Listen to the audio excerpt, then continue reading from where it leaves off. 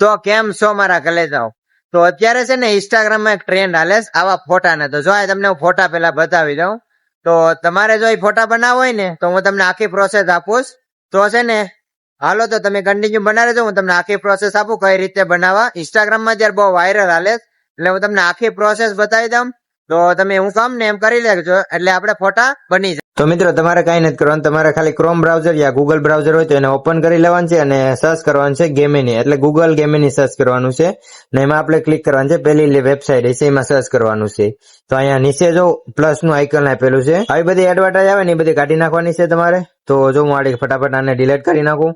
તો તમારે અહીં જો નીચે પ્લસ નું આઇકન આપેલ છે તેમાં આપણે અપલોડ ફાઇલમાં જવાનું છે અને બધા અહીંથી બધું અલાઉ કરી દેવાનું છે. અને એક આપણે ફોટો ગેલેરીમાંથી લઈ લેવાનું છે. તો હું ફટાફટ એક આ ફોટો પેલા લઈ લઉં અહીંથી ગેલેરીમાંથી, જે સારો હોય ફોટો નાખી દઉં. તો આપણે એક ફોટો લઈ લીધો. તો અહીં નીચે છે ને આપણે આસ્ક ગેમિની લખેલી છે. તો આપણે છે ને મેં કમેન્ટમાં અને ડિસ્ક્રિપ્શનમાં જોયું ફોન્ટ આપેલા છે, તો એ તમારે કોપી કરી અને અહીં પેસ્ટ કરી દેવાનું છે. એટલે થોડી વારમાં છે ને આપણો ફોટો રેડી કમ્પ્લીટલી બનીને તૈયાર થઈ જશે.